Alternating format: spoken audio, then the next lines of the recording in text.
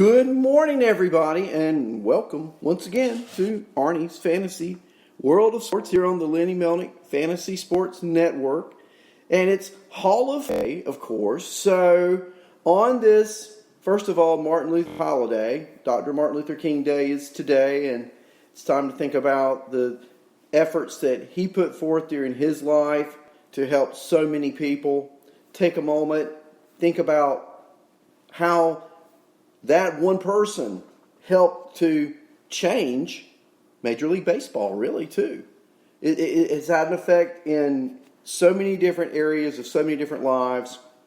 It is MLK Day, and enjoy your day, but also reflect on the sacrifice that he and others made so that we all could be treated equally and fairly. And here we go. Hall of Fame Day.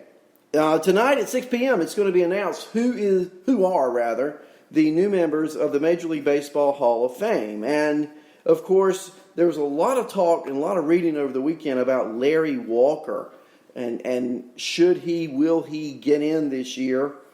Derek Jeter is probably the clear-cut no-brainer. He's going into the Hall. The question with Jeter, of course, this morning is, will he be the second unanimous choice into the Hall of Fame, joining former teammate Mariano Rivera, who was the first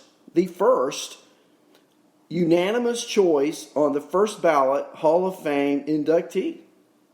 I want to look this morning at not only Rivera's numbers, but other players who came close to that unanimous vote, and the percentages of those who fall outside of the top 10.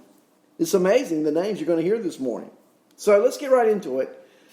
Mariano Rivera, on this holiday, there's not a lot of new news. I don't want to go into the Astro situation. I will say that Dusty Baker is interviewing today for that new job. But over the weekend, not a lot of signings. I do know Matt Wieters, he did re-up with the Cardinals, a one-year, $2 million deal. That happened yesterday on Sunday. Jordan Hicks, who was out towards the end of last year with an elbow, he resumed a throwing program earlier this month and is aiming for a return to the Cardinals mid-season. But that's really the highlights of activity with players over the weekend. So I want to take a look at the Hall of Fame. Rivera, 425 ballots cast, 425 votes for Mariano. He, of course, was the poster boy, the model of consistency.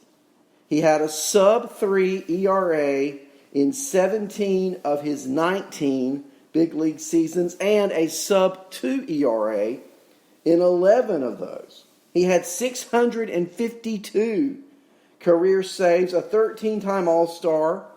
He earned a share of the MVP votes 9 times. Took his game to another level, of course, in the postseason, where he had a 0.70 ERA in 141 postseason innings. And as a result of that, he was a 5-time World Series champ. So Rivera, chat room, we'll all weigh in on what we can weigh in on, but obviously the first unanimous choice, 425 ballots cast, 425 votes. So who came in behind that?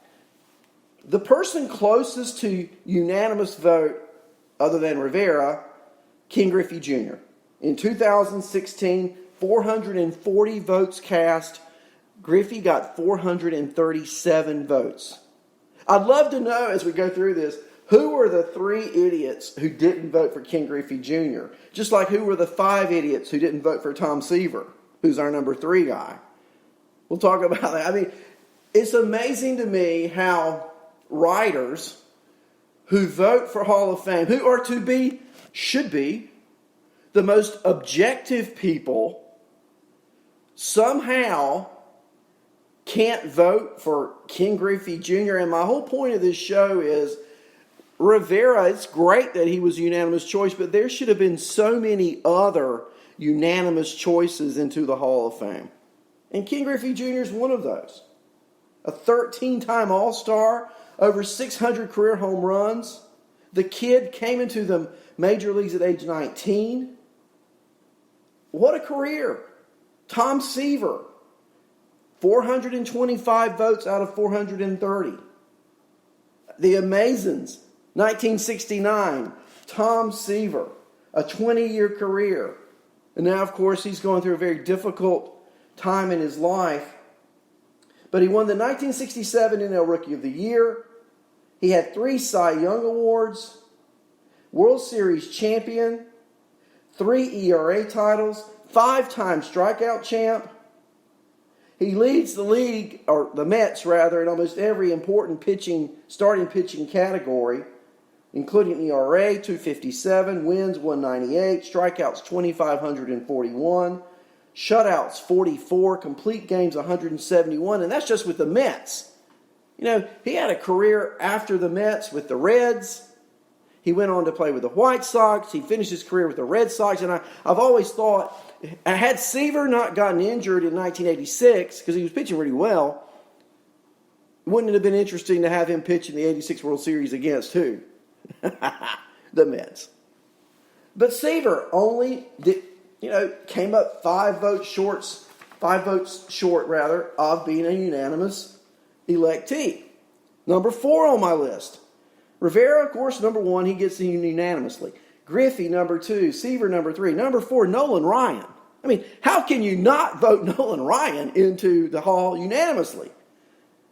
Named on 98.8% of the ballots, the year that he was inducted, 1999. 491 votes he received out of 497 votes cast. 6 people who had lived in a hole all of their life and knew nothing of Nolan Ryan.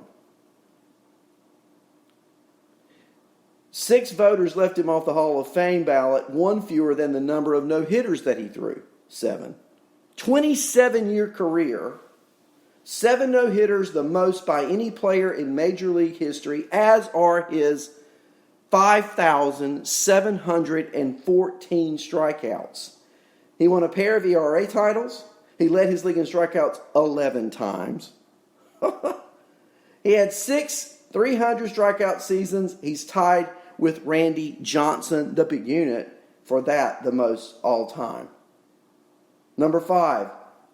And all of these guys should be, all of the guys in the top 10, and there's more beyond that, should have all been unanimous choices.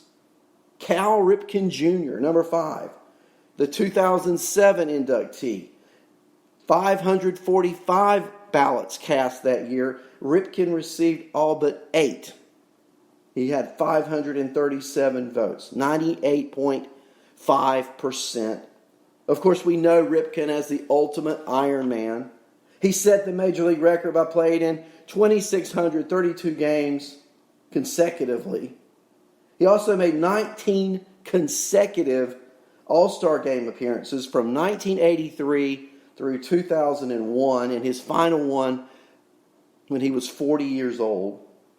He was named the 82 Rookie of the Year, the 83 MVP. He won another MVP. He won 8 Silver Sluggers and 2 Gold Gloves.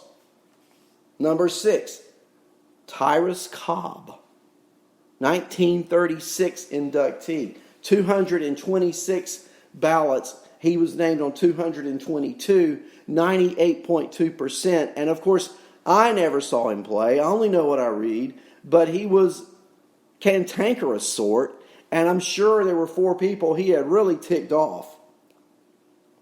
But don't you have to overlook that when you're looking at the body of work of Ty Cobb? 12 batting titles in 13 years. Yeah, you heard me. From 1907 to 1919, those 13 years, he won 12 batting titles.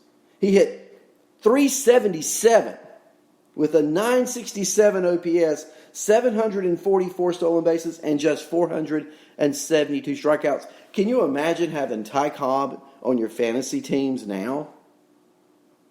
He only averaged 36 strikeouts per season.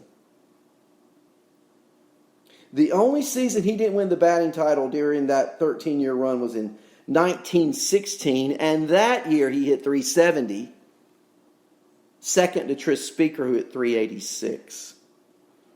His 366 career batting average is the best in Major League Baseball history.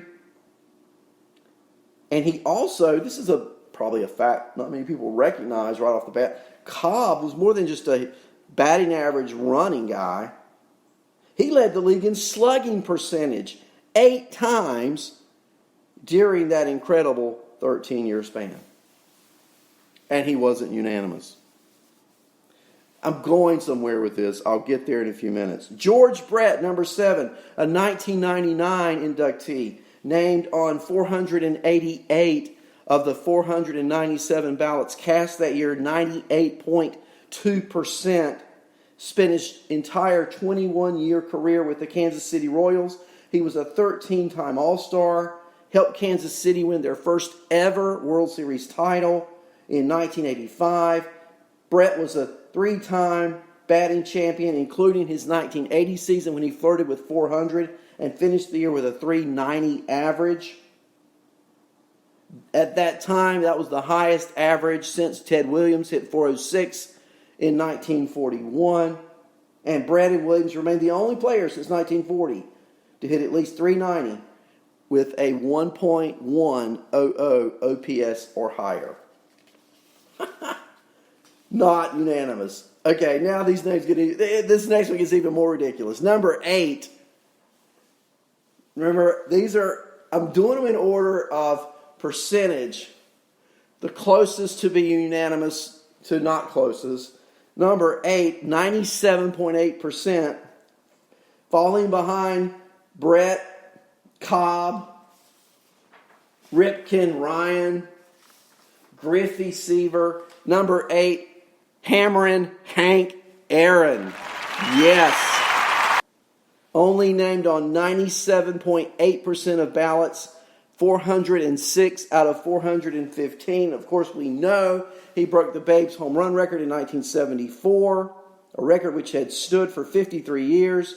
He finished with 755 home runs. All-time leader was 6,856 total bases, a 25-time All-Star. He also won a couple of batting titles along the way. Oh, by the way, he led the league in home runs 4 times. And his 15 30-homer seasons tie him with Alex Rodriguez for the most all-time. And he wasn't unanimous. And there was never a hint of steroids. And there was not, come on, he came up at a time where the Negro Leagues were ending, and he was transitioning from Negro League to Major League, and he had to go through that stress. Yet he still became the home run king amidst all of that, and he only got named on 97.8%. Number 9, Tony Gwynn. The late Tony Gwynn, named on 532 out of 545 ballots, 97.6%. And notice, a lot more ballots cast. Last year, only 425. Tony Gwynn in 2007, 545. Over 120 more ballots cast the year Tony Gwynn is inducted.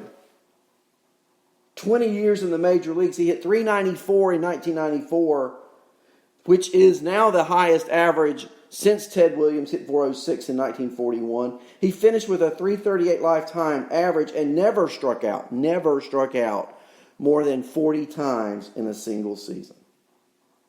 He had just one 3-strikeout game in his 2,440 career contest. Number 10, my top 10. These are the top players who got the most votes without being unanimous. The big unit. Yeah, the big unit. Randy Johnson, 2015, named on 534 out of 549 ballots cast. Not much he didn't do in 22 years on the mound. He won 5 Cy Youngs, 4 straight, 99, 2000, 2001, 2002. 4 ERA titles, 2001 World Series MVP. He led the majors in strikeouts 8 times. He had